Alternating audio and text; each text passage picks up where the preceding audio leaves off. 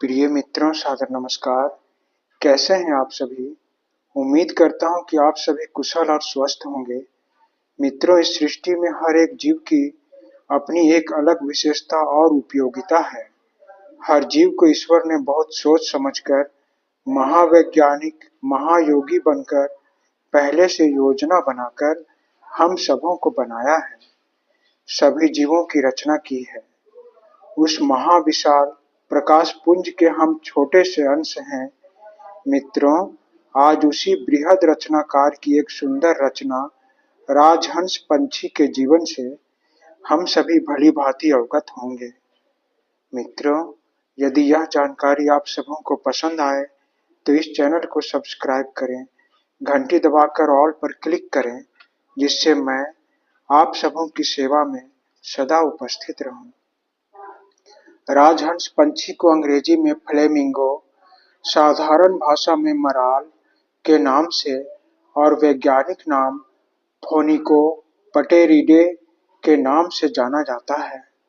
राजहंस शब्द राजन और हंस से मिलकर बना है, जिसका अर्थ है राजाओं का पक्षी या पक्षियों का राजा।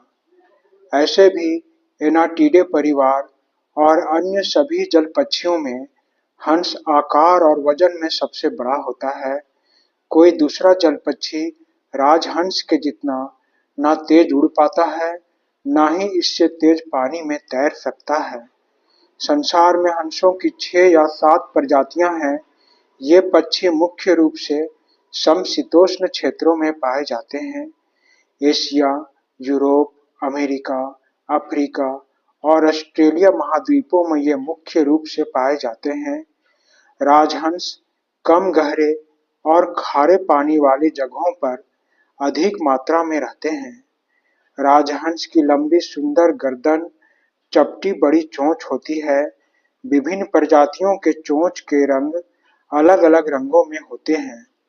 इनके चोंच में दांत नहीं होते।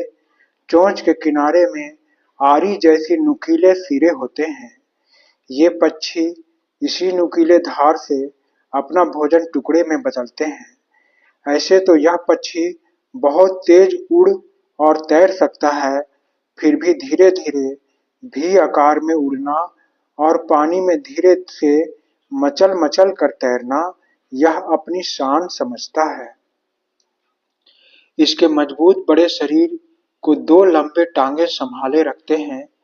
अन्य जल पक्षियों की तरह इसके पैर में भी झिल्लियां होती हैं, जो इसे एक कुशल तैराक बनाती है। हंस पक्षी मुख्य रूप से शाकाहारी होते हैं, लेकिन इनके बच्चे जब छोटे होते हैं तब जलीय कीड़े खाकर अपना पेट भरते हैं। ऐसे भी जब इन्हें शाकाहारी भोजन ना मिले तभी मछली, केकड़े को खाकर अपना पेट भरते हैं। इन्हें पानी और जमीन पर भोजन प्राप्त हो जाता है। जलीय पौधे इनका मुख्य भोजन होता है। जलीय पौधों की जड़ें, कंद, तना और पत्ते पानी के अंदर से खींचकर ये बड़े चाव से खाते हैं। हंस के बच्चे 4 से 6 सप्ताह में वयस्क हंसों की तरह पूरी तरह से शाकाहारी हो जाते हैं। ये जमीन से अनाज और बीज खाते हैं। हंस झुंडों में रहना पसंद करते हैं। नर मादा से अधिक रंगीन होते हैं और मादा हंसनी नर के समान अधिक रंगीन नहीं होती। मादा हंसनी भूरे रंग की होती है और नर से आकार में भी थोड़ी छोटी होती है। प्रजनन के समय ये अक्सर जोड़े में पाए जाते हैं। हंसों की जोड़ी जीवन भर साथ रहती है। ये गर्मी के शुरुआत अप्रैल महीने में अपना घोंसला बनाना शुरू कर देते हैं। ये अपना घोंसला तालाब या जमे पानी के बीच में बनाते हैं, जिससे इन्हें शत्रुओं से सुरक्षा मिलती है। ये उन्हीं तालाबों में घोंसला बनाते हैं जहां मगरमच्छ इत्यादि नहीं होते।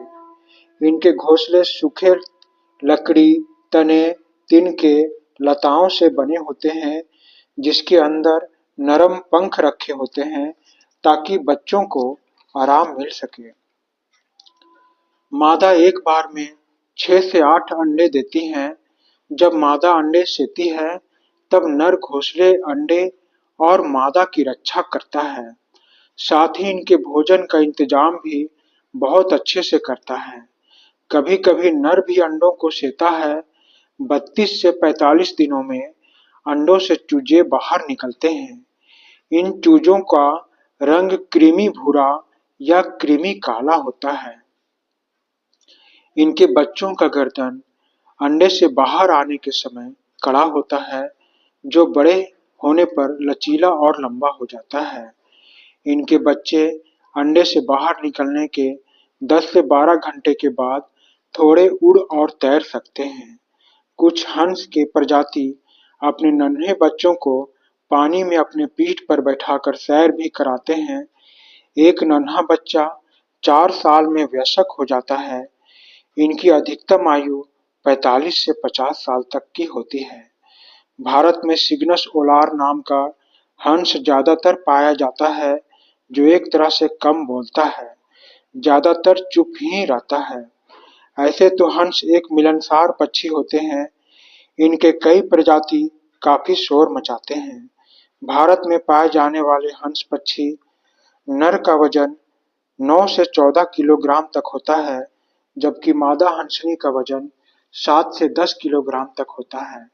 ये पूरी तरह से सफेद होते हैं। इस प्रजाति के चोंच नारंगी रंग के होते हैं। चोंच का सिरा काला होता है। इसके चोंच के शीर्ष पर एक गांठ होती है, जिससे इन्हें पहचानना आसान हो जाता है।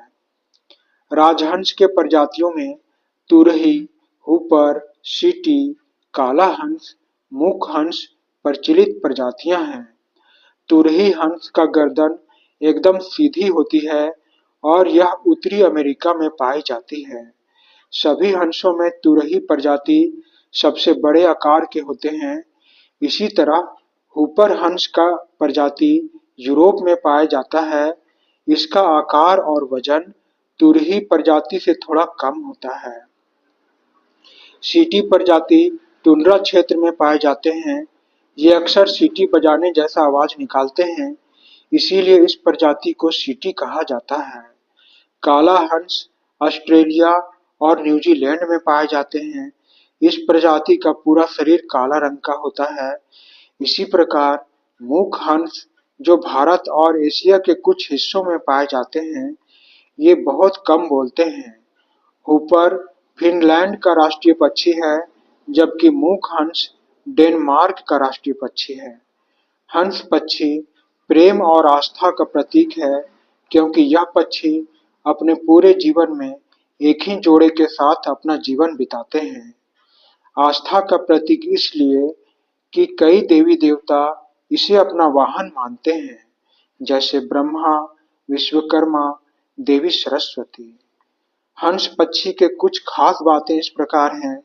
हंस पक्षी पानी या जमीन पर कई घंटों तक एक ही पैर पर खड़ा रह सकता है।